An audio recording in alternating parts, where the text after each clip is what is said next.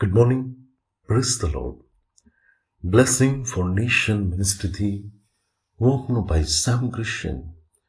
ઈશ્વર પિતાએ આજે આપણને આપેલા આજના એક નવા સુંદર દિવસે આપને પ્રભુ ઈસુ ખ્રિસ્તના નામમાં પ્રેમી સલામ પાઠવું છું. આજે આપણે ઈશ્વરના અદ્ભુત અને ખાતરીદાયક વચન પર મનન કરીશું. નીતિ વચનોનું પુસ્તક તેનો 19મો અધ્યાય તેની 17મી કલમ. ત્યાં લખ્યું છે, ગરીબ પર દયા રાખનાર યહોવાને ઉછીનું આપે છે, તે તેને તેના સુકૃત્યોનો બદલો આપશે. હિન્દી अनुवादમાં એ પ્રમાણે લખ્યું છે, जो कंगाल पर अनुग्रह करता है वह यहोवा को उधार देता है और वह अपने इस काम का प्रतिफल पाएगा. વાલાઓ, પ્રભુના વચનની અંદર આખા બાઇબલમાં ફક્ત એક જ જગ્યા પર આ બાબત લખવામાં આવી છે કે જ્યાં યહોવાને ઉછીનું આપવાની બાબત વિશે. મારો ને તમારો પરમેશ્વર એ તો રાજાઓનો રાજા અને પ્રભુઓના પ્રભુ છે. તે કહે છે કે સોનું પણ મારું છે, ચાંદી પણ મારું છે, પૃથ્વી ને તેમાંનું સર્વસ્વ તેમનું છે. વાલાઓ, એ પરમેશ્વર કોઈના પણ દેવાદાર નથી, તો એ પ્રભુને કેવી રીતે માણસ ઉછીનું આપી શકે અને પ્રભુ કેવી રીતે માણસની પાસે માંગી શકે?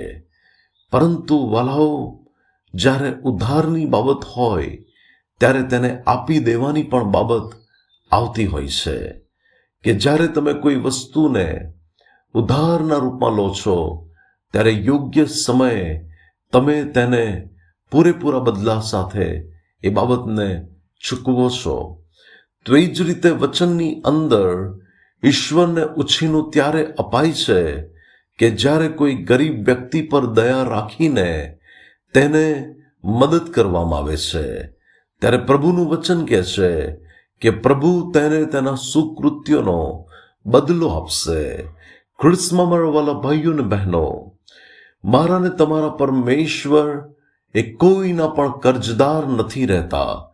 જ્યારે આપણે આ પૃથ્વી પરના જીવનમાં તેમના તરફથી કોઈક આશીર્વાદ પ્રાપ્ત કરીએ છીએ, જ્યારે આપણે પરમેશ્વર તરફથી આપણા પોતાના જીવનમાં ભલાઈઓને જોઈએ છે, ત્યારે ભલાઓ એ સારી નોકરી કે સારો વ્યવસાય કે આશીર્વાદ રૂપે મળેલી જે કંઈ પણ બાબત હોય, આપણે એમાંથી પ્રભુની સેવામાં ગરીબ વ્યક્તિઓને માટે, જરૂરિયાતમંદ લોકોને માટે મારે ને તમારે ઊભા રહેવાનું છે અને એવા લોકોની મધ્યે આપણે આપણો ઉત્તમ સહયોગ આપવાનો છે.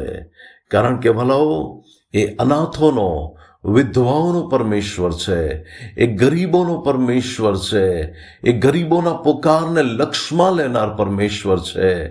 ત્યારે ભલાઓ, હું ને તમે એવા કોઈ વ્યક્તિઓને દુઃખી ના કરીએ, આપણે એવા કોઈ વ્યક્તિઓની મશ્કરી ના કરીએ, પરંતુ શક્ય એટલી મદદ એવા જીવનોમાં કરીએ અને પ્રભુ તરફથી ઉત્તમ આશીર્વાદ આપણે પ્રભુમાં પ્રાપ્ત કરીએ. બાઇબલની અંદર જ્યારે એક લાજરસ નામનો ભિખારી એ પરમેશ્વરને પર વિશ્વાસ કરનાર વ્યક્તિ છે અને એને જ્યારે કકડીને ભૂખ લાગેલી હોય છે, ત્યારે શ્રીમંતના દરવાજા આગળ જે પણ એને ખોરાક મળે એની તે આશા રાખીને બેસે છે. પરંતુ એ શ્રીમંત વ્યક્તિની પાસે એ ગરીબ માણસ માટે કોઈ પણ દયા નથી. ત્યારે તમે જુઓ કે પરમેશ્વરે એના મૃત્યુ પછી એના ઉપર પણ દયા ન રાખી. વાલાઓ, એકવાર એક બાબતને મેં સાંભળી હતી. એક મુસલમાન વ્યક્તિ કહેતા હતા કે જ્યારે તમે નેકીનું કામ કરો છો, જ્યારે તમે દયા ધર્મ કરો છો, ત્યારે ઈશ્વરને તમે એ બાબતને માટે પ્રસન્ન કરો છો અને તમારા એ કામની નોંધ પરમેશ્વર એના રાજ્યમાં લે છે. અને વાલાઓ, એ બાબતો તો બાઇબલમાં પણ આપવામાં આવેલી છે કે પરમેશ્વર દરેકે દરેક આપણા જીવનના કામો સંબંધી નોંધ લે છે, ત્યારે આપણે આ પૃથ્વી પરના જીવનમાં ભલાઈઓને કરીએ, ગરીબો પર દયા રાખીએ.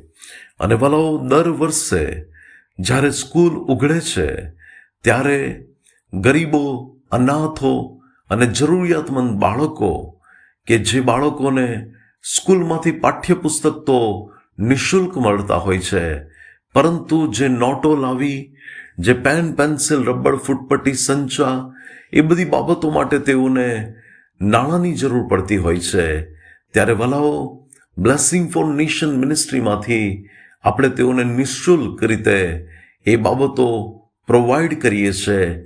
એવા અનાથ આશ્રમોની અંદર એવા ગરીબ બાળકો સુધી પહોંચીને તેમને મદદ કરીએ છીએ. ત્યારે આજે હું આપને આ જૂન મહિનાની મિનિસ્ટ્રી માટે ખાસ આ પ્રોજેક્ટ સંબંધી અપીલ કરવા માંગુ છું કે તમે આ પ્રોજેક્ટમાં પોતાનું બીજ વાવો. ગરીબ વ્યક્તિ ઉપર દયા રાખનારું હૃદય રાખીને તમે એક એવું સુકૃત્યનું કાર્ય કરો કે તમને યહોવા આશીર્વાદ આપે અને તમારા આશીર્વાદો વૃદ્ધિ પામે. આ ફૂલ લઈને ફૂલની પાખડીનો પણ સહયોગ કરી શકો છો. પ્રભુ આપને આશીષ આપે. આવો આપણે પ્રાર્થના કરીએ. સ્વર્ગમાં અમારા પ્રેમાળ પિતા, આજના વચન માટે આભાર.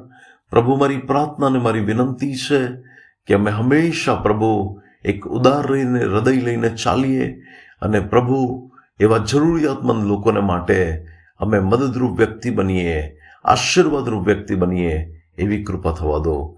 ઈસુ ખ્રિસ્તના નામે માંગીએ છીએ. Amen. May God bless you. Have a blessed day. શાલોમ. આપના સહકારને માટે આપ અમારા આ નંબર ઉપર અમને સંપર્ક કરી શકો છો. અમારો નંબર છે 9974754546. Doctor Sam Christian, Vyara, Gujarati. God bless you.